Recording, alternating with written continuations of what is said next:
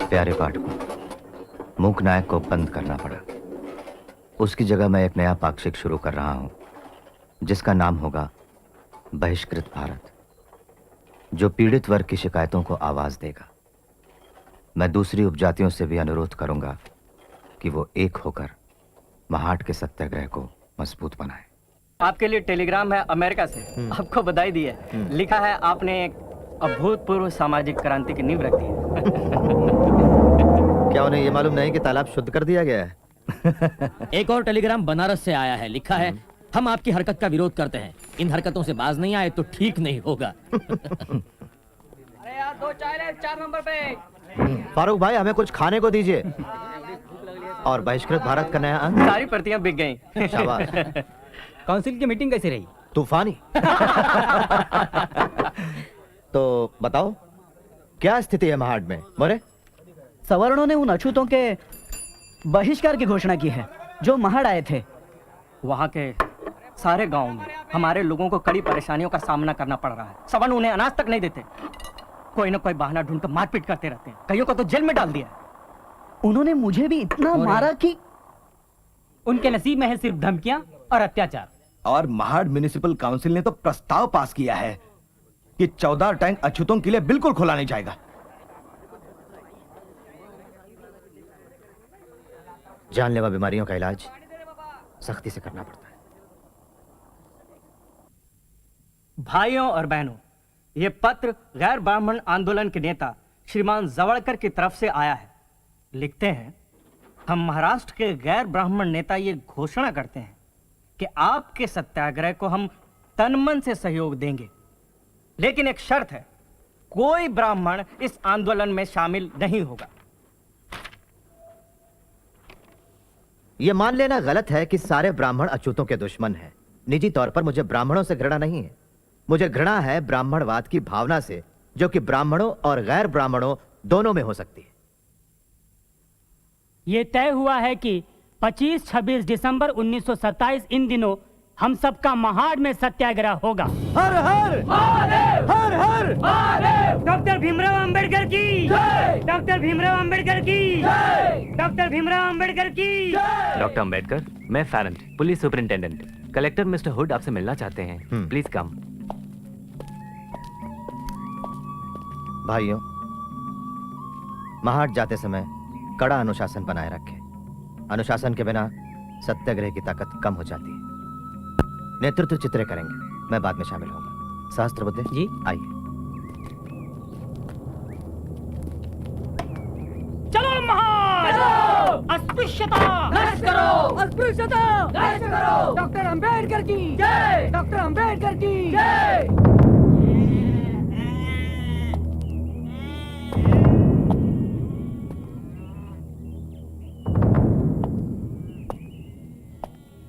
नजर रखना कि कोई टैंक के नजदीक आने ना पाए, ठीक है?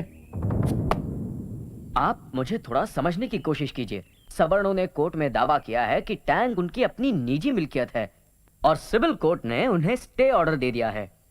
मिस्टर हुड, आप और मैं दोनों अच्छी तरह से यह बात जानते हैं कि यह दावा सरासर झूठा है। अब ये सब तो कोर्ट ही तय करेगा कि सवर्णों का दावा सच्चा है या झूठा। लेकिन इस सत्याग्रह का एकमात्र उद्देश्य यही था कि हम उस तालाब से पानी पिएं। देखिए, अगर आप जिद करेंगे तो मुझे गिरफ्तारियां करनी पड़ेंगी और ये अदालत की बेइज्जती का जुर्म होगा। क्या आप अपने 10,000 लोगों को जेल भिजवाना चाहते हैं? इससे कौन सा मकसद हल होगा? आप तो जानते हैं मैं आपके आंदोलन के खिलाफ नहीं हूं। 4 या 5 लोगों के समुदाय को प्रतिबंध लगाने के हुक्म को मैंने बड़ी मुश्किल से टाला है। थैंक यू, हम आपके आभारी हैं। क्या मैं आप लोगों की कॉन्फ्रेंस में बात कर सकता हूं? बस चंद मिनटों के लिए, जुलूस के टैंक की तरफ निकलने से पहले। यह हो सकता है। अब इजाजत दीजिए, वहां बहुत सारे लोग इंतजार में होंगे। Thank you. यह परिषद इस देश में समानता के एक युग की शुरुआत करने के लिए बुलाई गई है। हिंदुस्तानी इतिहास में इसकी कोई मिसाल नहीं है। मैं इसकी तुलना सिर्फ उस मीटिंग से करूंगा जो फ्रांस में सन 1789 में हुई थी और जो फ्रांसीसी क्रांति की शुरुआत थी। हमारी परिषद हिंदुस्तान में ऐसी ही एक सामाजिक क्रांति की शुरुआत है। हम एक लड़ाई का ऐलान करने के लिए जमा हुए हैं और याद रखिए, हमारा उद्देश्य सिर्फ छुआछूत दूर करना ही नहीं है, बल्कि उसकी जड़ को, जाति प्रथा को ही यहां से उखाड़ फेंकना है। हम लोग कोई अमर नहीं हो जाएंगे पानी पीने से उस तालाब का, लेकिन हमारा यह कदम साबित करेगा कि हम लोग भी इंसान हैं। हमें यह सिद्धांत लागू करना है कि हिंदुस्तान में किसी भी व्यक्ति की योग्यता उसके जन्म के अनुसार नहीं, बल्कि उसके गुणों से तय होगी। यहां हम हिंदुस्तानी समाज की नई रचना करेंगे, जहां ना ही जाति प्रथा होगी और ना ही वर्ग भेद होगा। हमें यह विचार अपनाना होगा कि सभी व्यक्ति समान रूप से पैदा होते हैं और समान रूप से मरते हैं।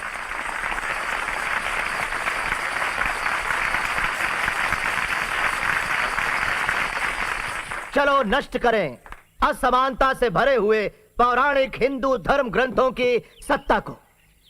भाइयों और बहनों, धर्म और गुलामी एक साथ नहीं चल सकते।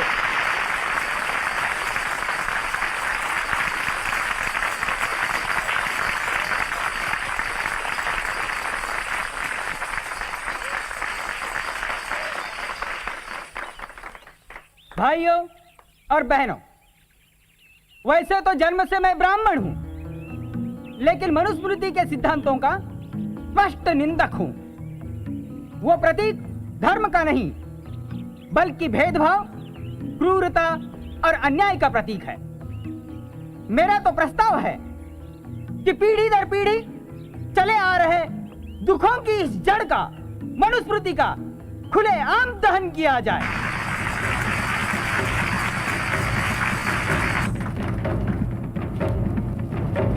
क्षुद्रतु कार्ये दास्यम कृतमेव वा दास्याय वै सृष्टोऽसौ ब्राह्मण्यास्य स्वयं भुवा। वैश्य शूद्रो प्रयत्नेन स्वानि कर्माणि कारयेत् तौ हि चितोऽसौ कर्मभ्य शोभयेतामिदं जगत्। न स्वामिना निसृष्टोऽपि शूद्रादास्याद् विमुच्यते। निसर्गजं हिततस्य कस्तस्मात् तपोहति।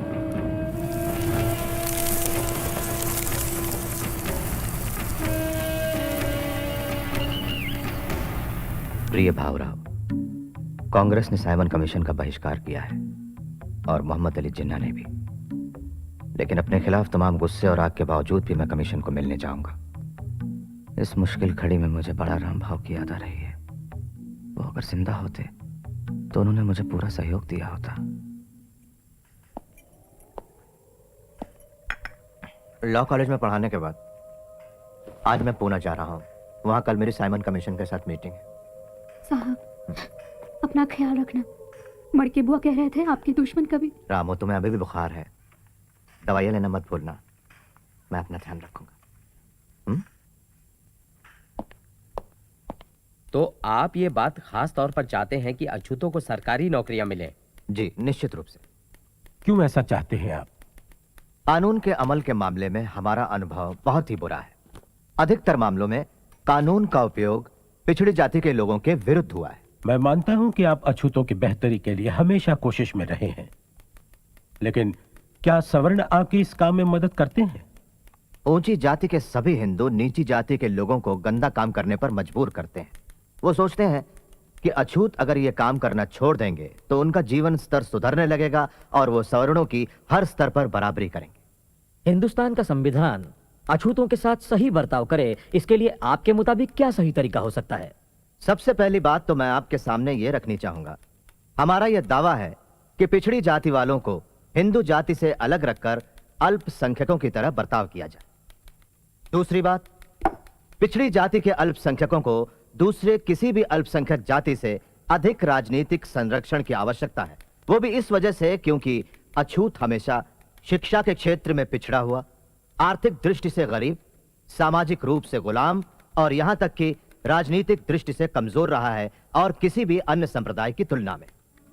इसलिए हमारा दावा है आरक्षण का, और वो भी वयस्क मताधिकार के साथ। और वयस्क मताधिकार ना हो तो?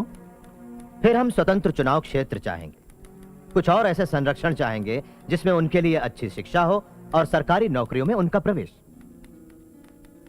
मिस्टर सोलंकी, क्या आपका भी यही मानना है? हाँ बिल्कुल, हैं